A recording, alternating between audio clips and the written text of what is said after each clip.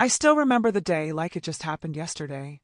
The sky was gray, a drizzle tapping against my car window, and my hands were trembling slightly on the steering wheel. I was nervous, not because I was late, but because I was finally returning to the company I had helped build from scratch. My heart was full of pride until I saw her name on the new office banner. Aisha Malik, CEO. My little sister. My blood. The same girl who once came to me for advice about her first job, now sitting on the top floor, and I, the one who trained her, was just another employee walking through the front door. It should have been a proud moment, and maybe it would have been, if I had known what that day was going to bring. I stepped inside with a smile, but something in the air felt off. People whispered as I walked by. Some gave me quick, awkward glances and then turned away. The energy was different, tense, quiet, like everyone was waiting for something to happen. When I reached my old office, my nameplate was gone. The space was empty, clean, like I'd never even worked there. My chest tightened a little, but I brushed it off. Maybe it was a small mistake. Maybe they just hadn't updated the tags yet. I had no idea that was just the beginning. A few hours later, I was called to the conference room. The assistant wouldn't even look me in the eye. When I stepped inside, there she was, my sister, sitting at the head of the table in a sharp black suit. She looked powerful, confident, and cold. Her eyes met mine for a brief second, and then she looked away like she didn't even recognize me. Around her were the same executives who once reported to me, and I was standing there, feeling like a stranger in a place I had given my soul to. She cleared her throat and said, "Thank you for joining, Omar. Let's get straight to business." The words that followed hit harder than I could have imagined. She didn't even hesitate. After reviewing the company's new structure, she said, "Your position has been deemed redundant. Effective immediately, your employment is terminated." I froze. My ears rang. I thought I heard her wrong. I laughed nervously and said, "Aisha, come on, this isn't funny." But she didn't flinch. She just signed the paper in front of her, slid it toward me, and said, "It's for the best. For the best." She fired me. Her own brother. On her first day as CEO. The room went silent. No one said a word. I could feel my face burn, my throat tighten. I wanted to scream, to demand an explanation, but my voice refused to come out. Instead, I just stared at her, trying to read her expression, trying to find a trace of a sister I knew. But she was gone. The Aisha I grew up with, the one who stayed up late helping me with college projects, who called me by with so much love, was sitting there like a stranger running a business meeting. I walked out of that room feeling smaller than I'd ever felt before. The halls I once owned felt foreign now. Every picture on the wall, every employee I'd mentored, every memory I'd made there, it all felt erased. By the time I reached the elevator, I wasn't angry. I was broken. And maybe that's what she wanted. Or maybe she thought she was doing the right thing. But I couldn't understand why. Why would she do this? Was it jealousy? Power? Or something I didn't yet know? That night, I sat in my apartment surrounded by files and old project reports. Every piece of paper reminded me of the years I'd spent building that company and the trust one thought we shared. My phone buzzed constantly, messages from coworkers, some sympathetic, some shocked. One message stood out. It was from an old board member. It said, "She's made a big mistake, Omar. This won't end well." I didn't know what that meant then, but it kept echoing in my head. The next few days, I tried to move on. Tried to tell myself, maybe this was fate pushing me toward something better. But deep down, something didn't sit right. Rumors started spreading online. A leaked memo, internal disputes, whispers of mismanagement. And suddenly, the company that had once been unstoppable began to crack under pressure. Aisha was struggling, though she wouldn't admit it. She stopped taking my calls, stopped replying to my messages. Every headline, every article that mentioned her name felt like a wound reopening. One evening, a mutual friend called me. His voice was low, almost hesitant. "Omar, you need to see this," he said. He sent me a link, an internal audit report that had somehow leaked. It detailed poor financial decisions, risky deals, and board conflicts, all under her leadership. But the part that shocked me most was seeing my name on one of the reports, listed as the reason for the company's previous instability. She had rewritten history. The sister I once protected had turned my entire legacy into a scapegoat to protect herself. I should have been angry, but instead, I just felt sad. Sad that success had changed her so much. Sad that the bond we had was now buried under pride and ambition. Yet, part of me couldn't let go of the thought, what if there was more to the story? What if she didn't act alone? What if someone was using her, pushing her into this? Weeks later, I got an unexpected call. A senior executive, one who had been in that meeting the day I was fired, wanted to meet privately. He said it wasn't safe to talk over the phone. His voice trembled, and I could tell he was scared. I didn't know what to think, but something told me this meeting would change everything. He said, "Omar, your sister didn't fire you because she wanted to. She had no choice. Someone threatened her, and that decision, it's about to destroy everything she built." I sat there silent. My heartbeat pounded in my ears. "Who?" I asked. He hesitated before answering. "You'll find out soon. But whatever happens next, don't let her face it alone." And that's when I realized the story wasn't over. My sister's downfall had just begun, because the same power that gave her the CEO title was about to take everything away from her. And what came next, no one saw coming. I couldn't sleep that night. Every time I closed my eyes, I saw Aisha's face in that boardroom, calm, unreadable, distant. Her voice echoed in my mind, repeating the words she said when she fired me. "It's for the best." I kept wondering what she meant. For whose best? Hers? The company's? Or someone else's? The call from that executive kept replaying in my head too. The way his voice shook when he said, "She had no choice." That line kept haunting me. What could force my sister to do something like that? The next morning, I sat by the window, watching the city wake up. The company headquarters stood tall in the distance, a building I had once walked into with pride. Now it just felt like a symbol of everything I'd lost. My work, my reputation, my family. I opened my laptop, started digging into the company's latest reports, news, and financial statements. The numbers didn't add up.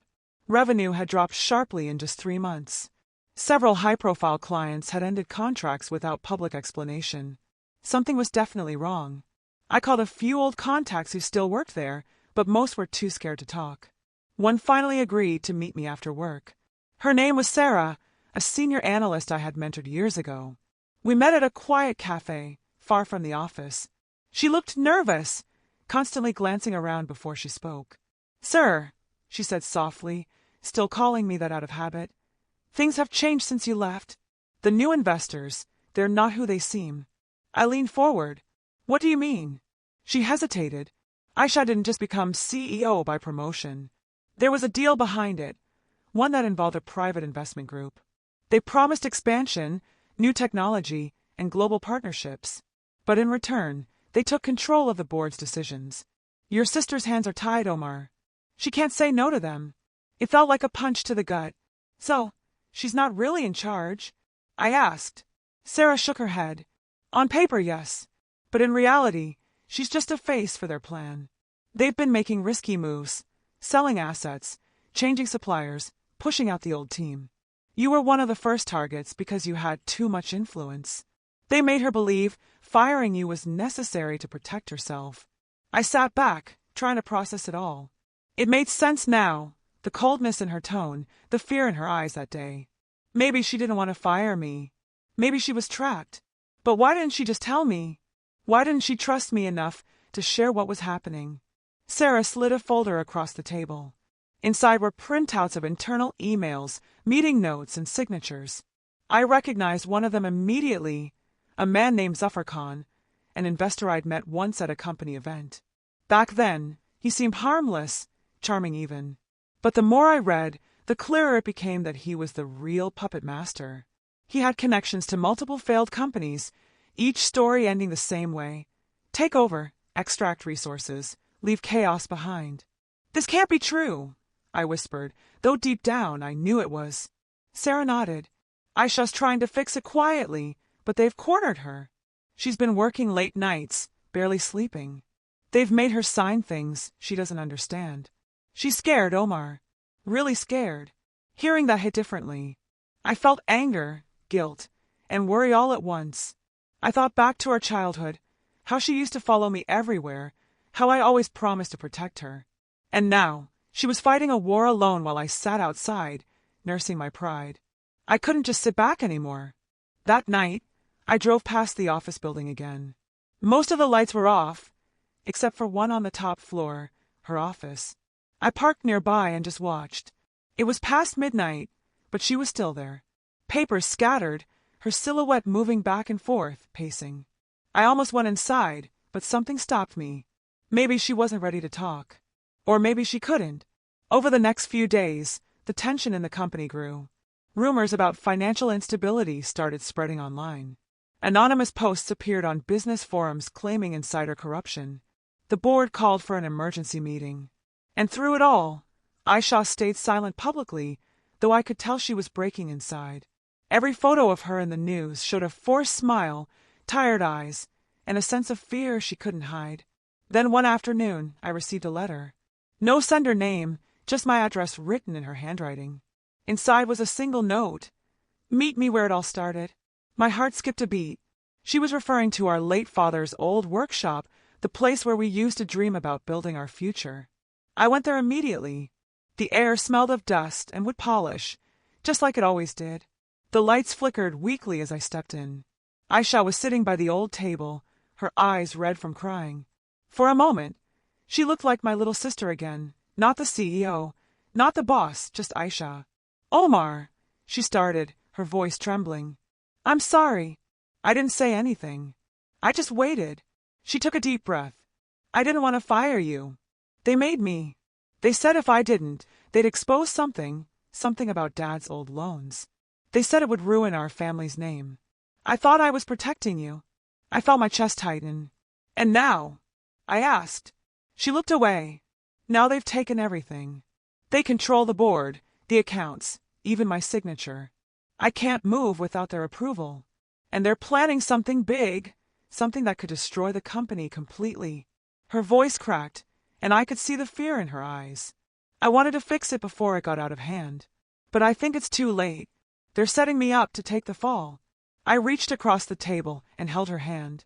"Then we'll stop them. Together." She shook her head. "You don't understand, Omar. They're watching everything. Phones, emails, meetings. I can't even trust my own assistant. If they find out I met you, they'll—" She stopped herself mid-sentence. Before I could say anything, the sound of a car engine outside broke the silence. Headlights flashed through the window. Aisha froze. Her hand tightened around mine. "They're here," she whispered. My pulse raced. "Who?" She didn't answer. She just looked at me with eyes full of regret. "If anything happens to me, promise me you'll tell the truth." I tried to pull her toward the back exit, but she didn't move. The door creaked open, and shadows appeared in the doorway. I couldn't see faces, just outlines. Tall, silent figures stepping inside. "Aisha," one of them said calmly, "you shouldn't be here." The tension in the air was heavy. She turned to me and whispered, "Go, Omar. Please." I wanted to fight, to stay, but something in her voice told me she meant it. I slipped out through the back, my heart pounding. From outside, I could still hear faint voices, calm, controlled, and then a sharp thud followed by silence. I didn't look back. Not that night. I couldn't. When I got home, I sat on the floor shaking. I didn't know if she was safe. My phone buzzed again, an unknown number. I hesitated before answering.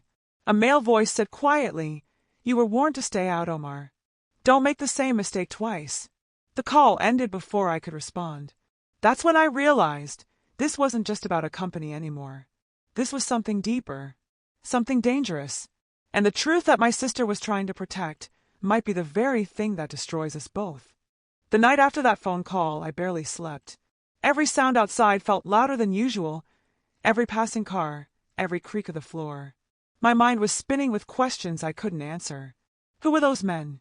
What did they want from Aisha? And what truth was she trying so desperately to protect? I kept replaying her last words. "If anything happens to me, promise me you'll tell the truth." That line was now burned into my chest like a brand. By morning, I couldn't sit still. I decided to go back to her apartment, but when I got there, the building guard stopped me. He said she hadn't come home all night. My heart dropped. I called her number again and again, but it went straight to voicemail. I even tried her office line, but her assistant told me she was on leave. That word didn't sit right. Aisha never took leave, not even when she was sick. Something was seriously wrong. I drove to the company headquarters and parked across the street, watching people rush in and out of the glass doors. Everyone looked uneasy. The tension was obvious. I spotted one of the junior managers I knew, so I called out to him. He looked shocked to see me, but came over quietly. "Sir, you shouldn't be here," he whispered. "Things are bad inside. The investors are furious. There's talk of a scandal." "What scandal?" I asked quickly. He hesitated before replying. "A major fund transfer went missing from the company's account last night. Millions. And they're blaming Aisha." My stomach twisted. That was impossible. Aisha might have made mistakes, but she was honest. She wouldn't steal. "Who's behind this?" I asked, but before he could answer, a black car pulled up near the entrance. Out stepped Zafar Khan, the investor whose name I had seen in Sarah's documents. The moment I saw him, I knew he was involved. His calm, arrogant smile told me everything. He walked in surrounded by security, acting like he owned the place. I followed him discreetly, keeping a distance. Inside, he met with the board in the main conference room. I couldn't hear what they said, but through the glass walls, I saw files being slammed on the table, fingers pointing, faces turning red. Then the door opened, and Aisha walked in. My heart froze. She looked exhausted, pale, shaken, and nothing like the confident CEO I once knew. The entire room went silent as she placed a file on the table and started speaking. I couldn't hear her exact words, but I saw the way Zafar's expression changed, calm to furious in seconds. He stood up, leaned close to her, and said something that made her flinch. The security guard motioned toward me, and I realized I'd been standing there too long. I quickly turned and walked away before they noticed me. I waited in my car, watching from a distance. After an hour, Aisha came out, her eyes glistening with tears. She got into her car and drove off fast, not even noticing me. I followed her quietly through the city until she stopped at our old family home, the one we hadn't visited since our parents passed away. She got out, looked around, and went inside. I waited a few minutes before following her in. The house smelled like dust and memories. She was sitting in the living room, her face buried in her hands. "They're going to destroy everything," she said softly when she saw me. "What happened?" I asked, sitting beside her. She took a shaky breath. "They've planted fake evidence, documents showing I approved a transfer to an offshore account. They're saying I stole company money. But it's not true, Omar. They forged my signature." I clenched my fists. "Then we'll prove it." She looked at me hopelessly. "They own the board, the lawyers, even the auditors. No one will believe me." That moment broke something inside me. I couldn't just watch her fall apart while those men sat comfortably behind their lies. I told her I'd find proof. She tried to stop me, but I'd already made up my mind. The next day, I went to see Sarah again. When I told her what happened, she looked frightened.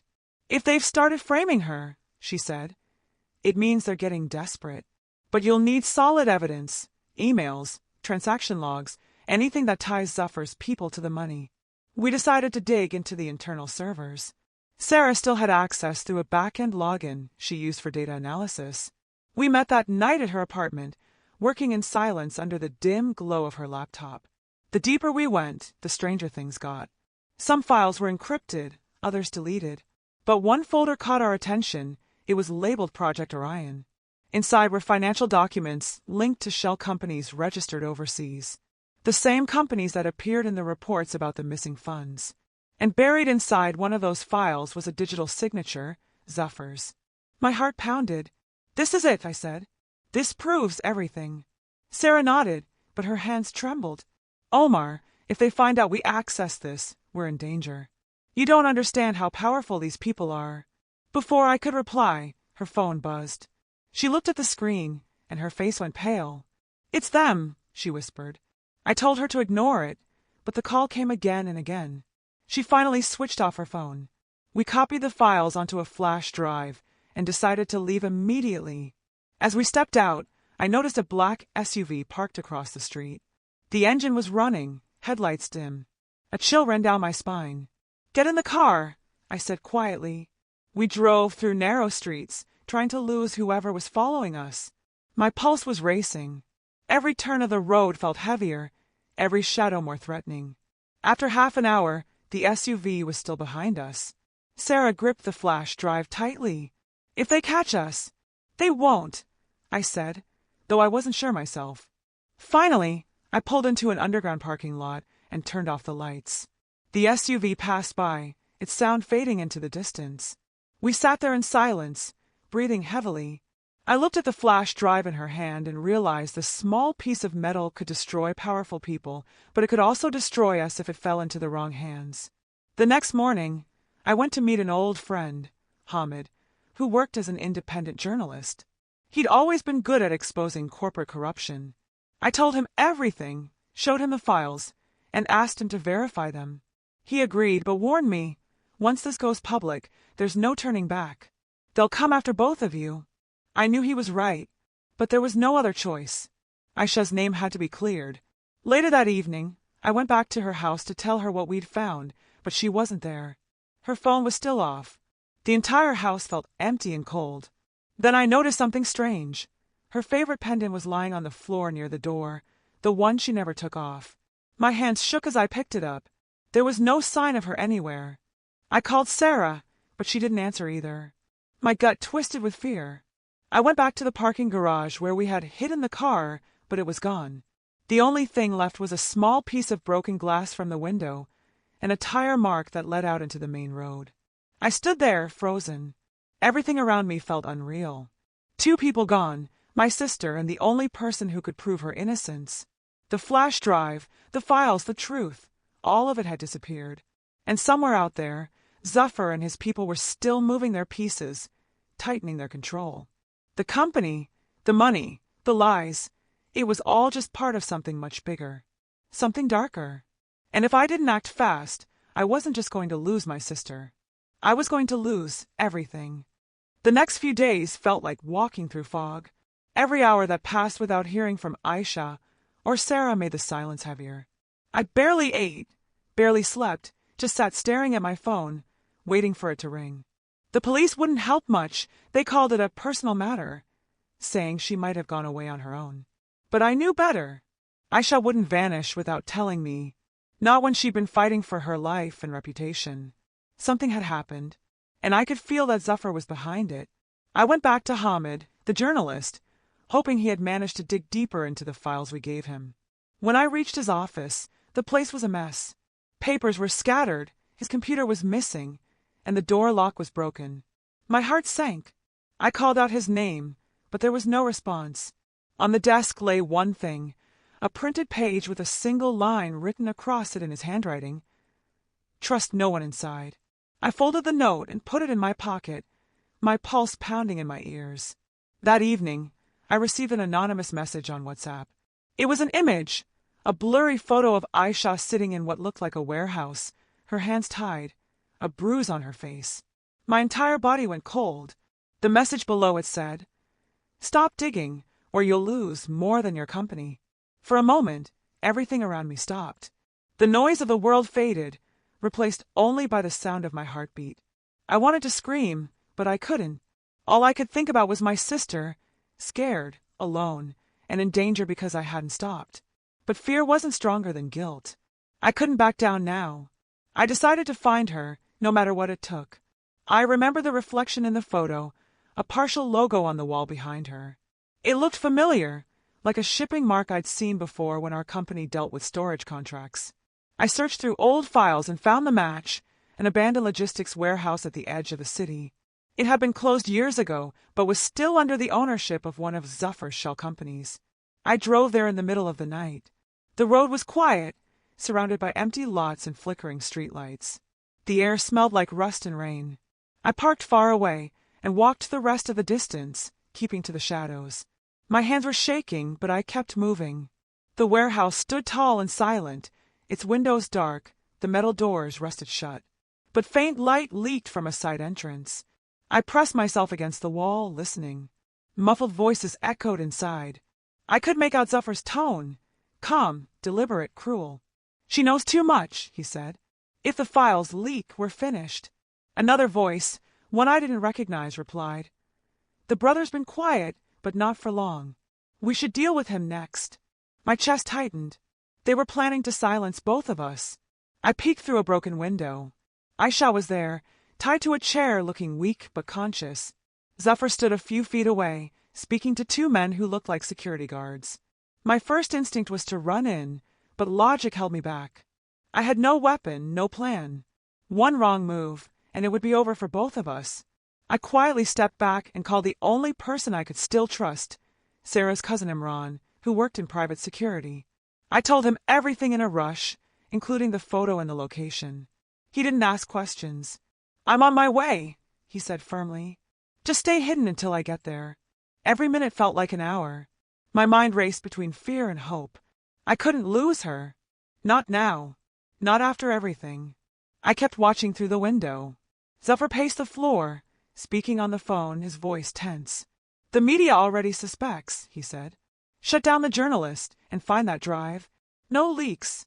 My heart twisted at the mention of Hamid. They must have gotten to him too. Suddenly, Aisha lifted her head slightly, her eyes scanning the room. For a moment, her gaze met mine through the crack in the wall. I don't know how, but she saw me. And in that second, a spark of relief flashed across her face. She mouthed a single word, "Run." Before I could react, one of the guards turned toward the window, noticing the shadow of my movement. "Someone's outside," he shouted. They rushed toward the door. I ducked and ran toward the back, my footsteps echoing softly against the wet ground. I could hear them chasing behind me, their voices growing closer.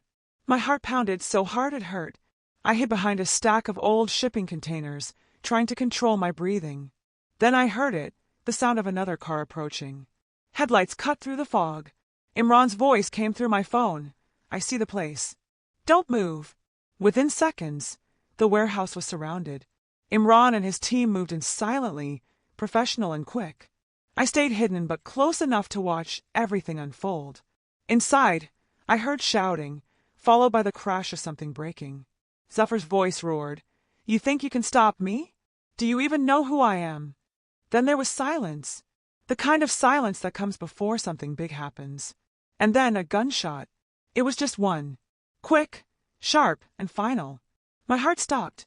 I wanted to run inside, but Imran's men were already moving in. Moments later, they emerged, dragging out Zafar and his guards, disarmed and furious. I pushed through the group, shouting, "Where's Aisha?" One of the men pointed inside. I ran, my legs weak, my chest tight.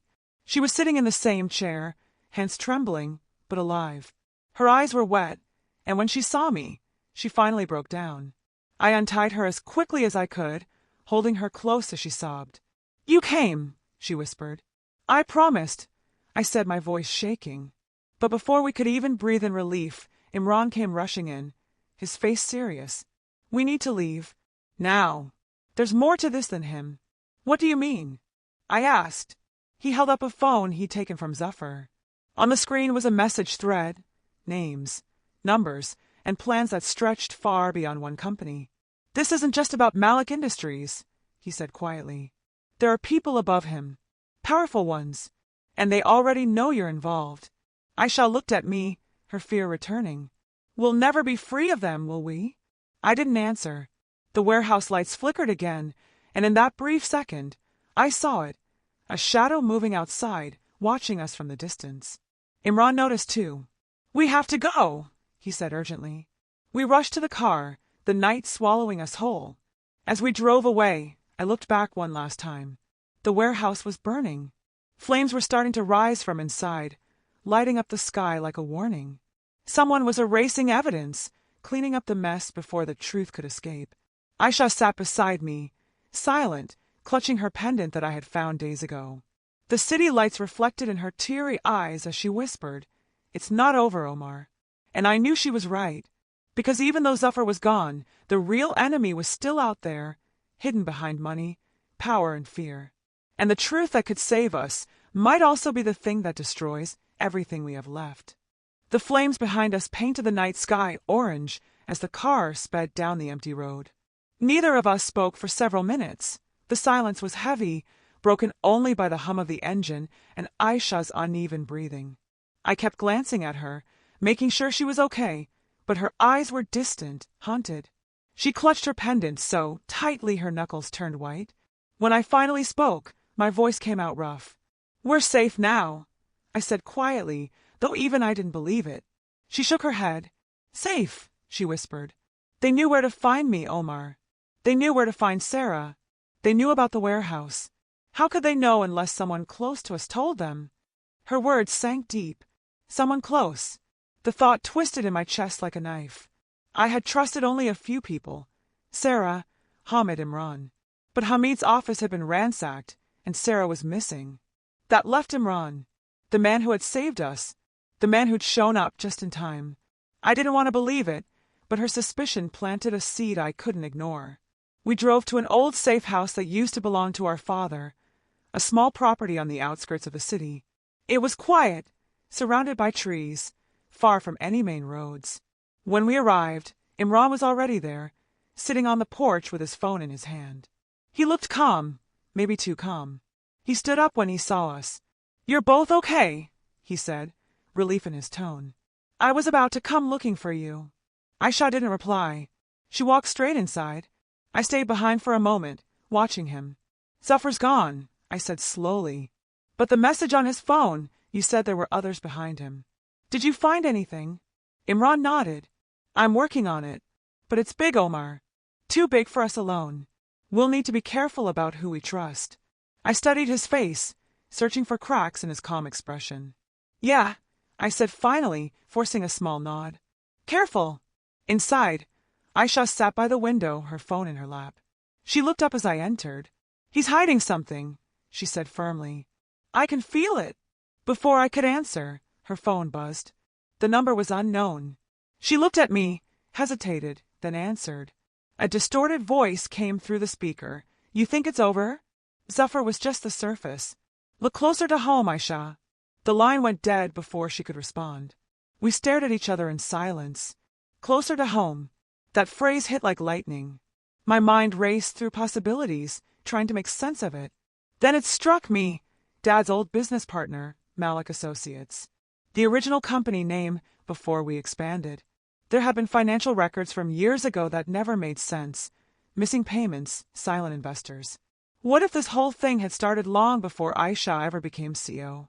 I went to the storage room where Dad's old files were kept. The air smelled of dust and paper. I started pulling out boxes, searching for anything that could connect the past to the chaos we were in now. Aisha joined me, flipping through old documents until she froze. "Omar," she whispered, holding up a faded letter. "Look at this." The letter was addressed to our father, signed by a name I hadn't seen in years, Imran Qureshi. My stomach dropped. The same Imran who was sitting outside right now. It was an agreement, dated over a decade ago, about a silent investment in our father's company from an anonymous fund that later became one of Zafar's firms. I could barely breathe. "He was part of this from the beginning," I said, my voice trembling. "He's been playing us all along." Before we could react, we heard footsteps outside. Aisha's eyes widened. I motioned for her to stay quiet and crept toward the window. Imran was on the phone again, pacing. His voice was low, but the wind carried enough for us to hear snippets. "Yes, they found the files," he said. "Don't worry. I'll handle it tonight." Aisha covered her mouth, tears filling her eyes. I felt rage building inside me, the kind I hadn't felt since the day she fired me. But this time, it wasn't anger, it was betrayal. Deep, heavy betrayal. The man who had pretended to protect us was the same one who had led them straight to her. We needed to act fast. I quietly opened the back door and motioned for Aisha to follow. We slipped out and moved through the trees toward the car. But just as I reached for the keys, I heard a click behind me, a sound I instantly recognized. The safety of a gun being released. "Going somewhere, Omar." Imran's voice was calm, almost casual. He stepped out of the shadows, his expression cold now, stripped of the kindness he used to wear like a mask. "You shouldn't have opened those boxes." Aisha stood frozen beside me. "Why?" she whispered. "You helped us. You saved me from Zafar." Imran sighed. "Zafar was reckless. He drew too much attention. I couldn't let him ruin what we built. You were supposed to stay quiet, Aisha. Take the blame and disappear. But you had to dig deeper." The truth hit like a wave. He wasn't just part of it. He was the one running it. The silent investor, the strategist behind every move. Even Zuffer had been a pawn. You used us, I said, my hand shaking. You used our family name, our company, everything. He smiled faintly. Your father made mistakes. I cleaned them up. The company survived because of me. But now it's time to move on. You too, your liabilities. For a moment, the world went quiet. Even the wind stopped. I saw Aisha's eyes dart to the side, her mind racing. I knew that look. She was planning something. Without warning, she grabbed a handful of dirt from the ground and threw it at Imran's face. The split-second distraction was all we needed. I lunged at him, knocking the gun aside. It fired once, the shot echoing into the night. We struggled in the dirt, every second feeling like an eternity. Aisha grabbed the gun as it hit the ground. Her hands trembled as she pointed it at him. Stop! She shouted. Imran froze, wiping blood from his mouth. His eyes locked on hers. You won't do it, he said softly. You're not like me. The sound of sirens cut through the air before anyone could move. Blue and red lights flashed through the trees. Imran glanced toward the road, then back at us, his calmness returning like nothing had happened. You think this ends with me? He said quietly. There are others. You'll never know who to trust. Before I could grab him, he bolted into the woods. The police cars arrived seconds later, but he was gone, swallowed by the darkness. Aisha collapsed to the ground, crying silently. I knelt beside her, holding her close as the sirens grew louder. It's not over, she whispered again, her voice shaking. He's right. There are more of them. I looked up at the flashing lights, my thoughts spinning. Imran's escape wasn't the end. It was just another beginning. Somewhere out there, people were still pulling the strings, and we were still caught in their web. As the officers surrounded the area, I realized the truth. This wasn't just a story about a sister who became CEO and fired her brother. It was about how power, greed, and secrets had infected everything our family ever built. And as much as I wanted to believe it would end soon, deep down I knew the real fight was only just beginning. The night after Imran escaped felt endless. Aisha barely spoke, her eyes red from crying and exhaustion. I couldn't sleep either. The police had launched a search, but I knew Imran was too smart to be caught easily. Everything about him had been calculated, his timing, his words, even his betrayal. But what haunted me most was what he said before running. You'll never know who to trust. By morning, the chaos around the company had exploded. News channels ran headlines about financial corruption, leaked documents, and board resignations. Aisha's face was on every screen, her reputation torn apart by false evidence. Someone had planned it to look like she was behind everything. I knew it wasn't over. This was Imran's way of destroying her without pulling the trigger. I went to the office that morning, though half the staff had already left. Papers were scattered everywhere, and the atmosphere was heavy with panic. Aisha followed quietly, wearing a long coat and sunglasses to avoid recognition. As we stepped into her office, the memories of her first day as CEO hit both of us. That same room, once filled with pride and ambition, now felt like the heart of everything that had gone wrong. On her desk, there was a brown envelope. No name, no markings, just an address on the front in bold handwriting. It was our father's. Aisha looked at me, then slowly opened it. Inside was a small flash drive and a handwritten note. For when the past comes knocking. We inserted the drive into the computer. It contained a single video file dated 15 years ago. Our father appeared on screen, sitting at his old desk. His tone was serious, heavier than I'd ever heard. If you're watching this, he said, then the truth has finally reached you. Imran was not just my partner, he was part of something much larger. I brought him in to save the company, but I didn't realize what I was letting in. He used our business to channel funds for people who never wanted to be known. I tried to cut him off, but by then it was too late. Aisha covered her mouth. He knew, she whispered. Dad continued, his eyes full of regret. I built this company for you both, but I made mistakes. If Imran ever returns, know this, he doesn't act alone. Find the ledger. It's the only proof that can clear your name and expose them. The video ended. Aisha turned to me, her eyes suddenly full of determination. The ledger, she said. It has to be here. We tore through the office, checking every drawer, cabinet, and safe until finally, behind a loose wooden panel near the window, we found a thin metal box. Inside was an old ledger, its pages filled with handwritten transactions, secret accounts, and signatures. Every deal connected back to one source, a shell company under Imran's control, funded by members of our own board. Before we could even process what we'd found, the lights flickered. The computer screen went black. A deep voice echoed from the doorway. "Impressive. You two were always good at digging where you shouldn't." We spun around. Imran stood there, calm as ever, wearing a dark suit like nothing had happened. He stepped closer, eyes fixed on the ledger in Aisha's hands. "I told you it was bigger than me," he said softly. "But you still think you can stop it?" Aisha took a step back. "We have proof. The police will know everything." Imran smirked. "The police? Half of them are already paid off. You still don't understand, Aisha. Power isn't about who's right, it's about who controls the story." For a moment, silence filled the room. I could hear my own heartbeat pounding in my ears.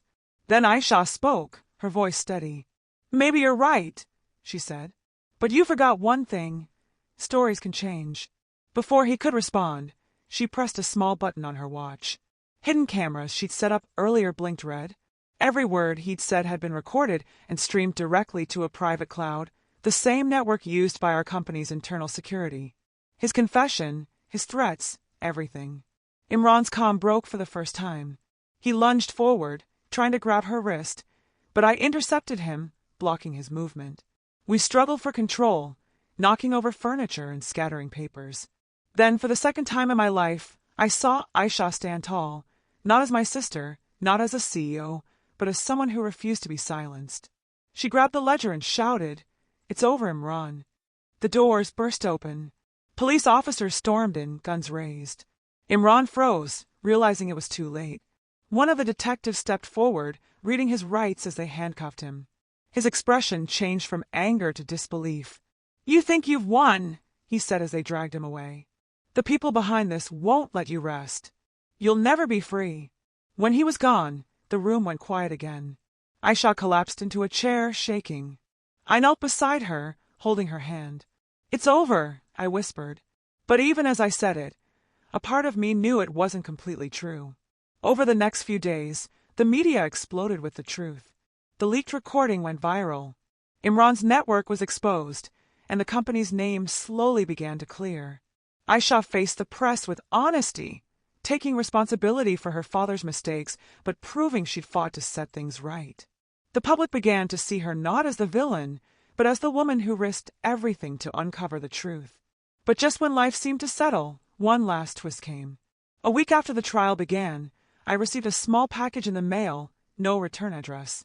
Inside was a USB drive and a note that read, "You only saw one side of the story. There's another file your father never wanted you to find." I stared at it for a long time, the weight of everything pressing down again. Aisha walked in, tired but calmer than she'd been in weeks. I showed her the package. She frowned. "Do we open it?" I hesitated. After everything, after all the lies and betrayals, part of me didn't want to know. But Aisha reached out, her hand steady now. "Whatever it is," she said quietly, "we face it together." We plugged it into the computer. The screen flickered, and an old document appeared, a financial statement with 2 signatures at the bottom.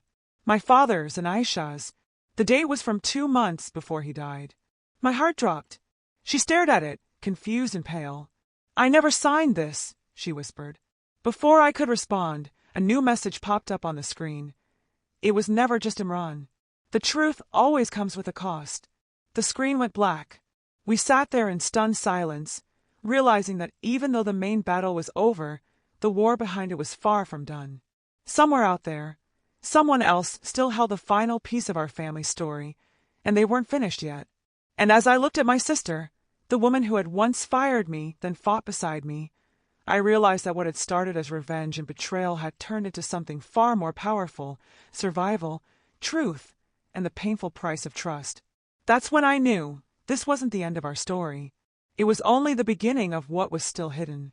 The screen stayed black for a long time, the glow fading slowly until the room was left in silence. Aisha's breathing was uneven, her fingers trembling slightly as she pulled the USB from the computer. For a moment, neither of us spoke. The weight of everything, the betrayal, the truth, the questions that refused to die, hung heavy between us. Finally, she looked up at me, her eyes tired but calm. "I think this is where it ends," she said quietly. But I wasn't sure it did. That message, "the truth always comes with a cost," echoed in my head over and over. It was haunting. Who had sent it?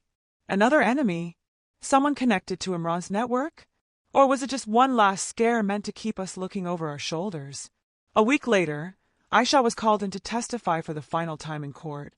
Imran had been denied bail, and the board members who had once supported him were now turning against each other. Each one revealed more secrets than the last. Hidden accounts, offshore investments, political favors. Every thread led back to Imran's organization. By the end of the trial, it was clear the network was falling apart from the inside.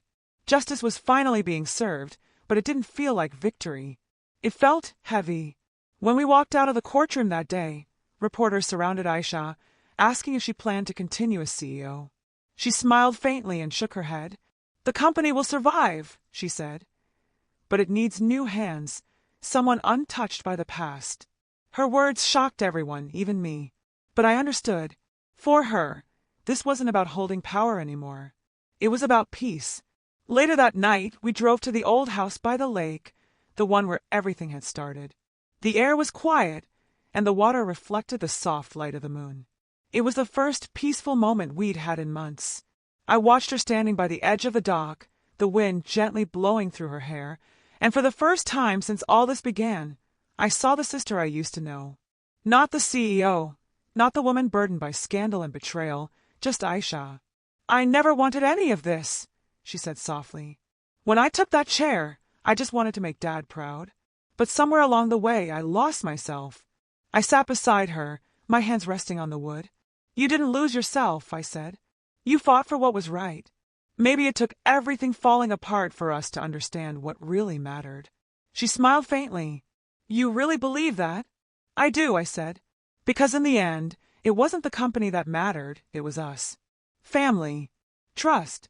The things money and power can't buy." She turned her gaze toward the water again, her expression thoughtful. "You know," she said after a pause, "the day I fired you, I thought I was doing the right thing. I thought I was protecting the company. But now I realize I was pushing away the only person who ever told me the truth." I laughed quietly. "Well, you were a pretty scary boss." She chuckled for the first time in what felt like forever. "Maybe I still am." The laughter faded into a comfortable silence. The world around us felt still, almost healing. After everything, we had survived the lies, the loss, the fear, and somehow we were still standing. The company would rebuild, and the truth would eventually be accepted by the public. But what we'd learned along the way would stay with us far longer than any business lesson could. In the following months, things slowly began to change.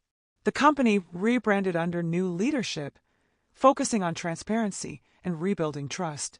Aisha stayed involved for a while, guiding the new team before quietly stepping away to start something of her own, a foundation in our father's name dedicated to supporting young entrepreneurs.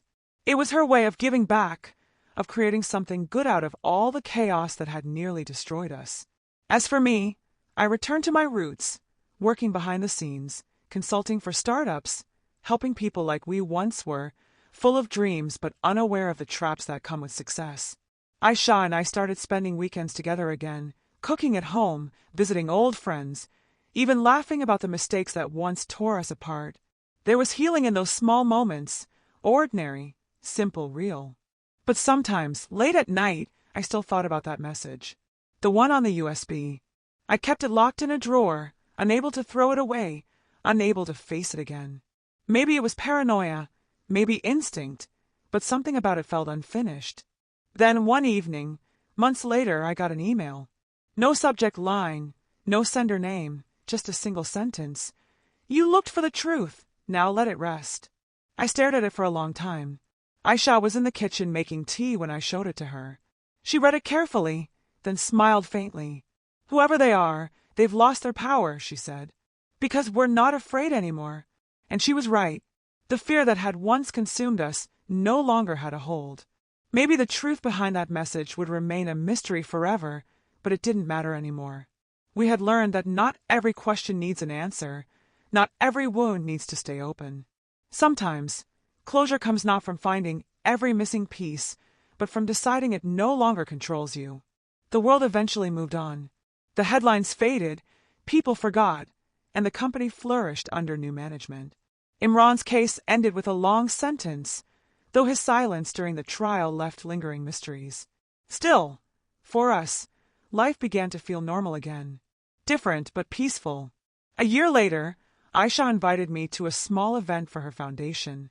It was held in the same building that once housed our father's first office, now renovated into a space for young innovators. As she stood on stage giving her speech, I watched the faces in the audience, young dreamers full of hope, and I realized something profound. This wasn't just a story about betrayal or revenge. It was about resilience, about how even the deepest scars can lead to strength. When she finished, she looked out across the crowd, her eyes finding mine. She smiled, genuine, calm-free. In that moment, I knew she had finally forgiven herself. And maybe, so had I. After the event, we sat on the steps outside the building, just as we used to as kids. The sun was setting, the sky glowing orange and pink. "You think Dad would be proud?" she asked quietly. I smiled. "He already is." For a while, we sat in silence, watching the city lights flicker to life. The pain, the fear, the anger, all of it felt like a distant echo now. What remained was understanding. We had learned the hard way that power without honesty destroys everything it touches. That forgiveness takes courage, and that sometimes losing everything is what finally teaches you what truly matters. As the first stars appeared in the sky, I thought back to the beginning, to the day she became CEO and fired me. I remembered how angry I'd been, how betrayed I felt. But now, I realized it was that decision, painful as it was, that forced us to face the truth, to uncover the lies that had haunted our family. In a strange way, it had saved us both. I turned to her and said, "You know, Aisha, maybe getting fired by you was the best thing that ever happened to me." She laughed softly, leaning her head on my shoulder. "Then maybe ruining my career was the best thing you ever did for me." We both smiled, and for the first time, the past felt lighter. The story that began with betrayal ended with forgiveness. The company was gone, the scandals were over, and the world had moved on. But we had something far greater: truth, peace, and the kind of bond no amount of power could ever break. And as the night settled around us, I knew one thing for sure: our story, filled with mistakes and redemption, wasn't one of downfall at all. It was a story of rebirth, of learning that sometimes life breaks you apart only to rebuild you stronger. That was how it ended, not with revenge or regret, but with understanding. Because in the end, the real success wasn't becoming CEO or winning the fight. The real success was finding our way back to who we were meant to be.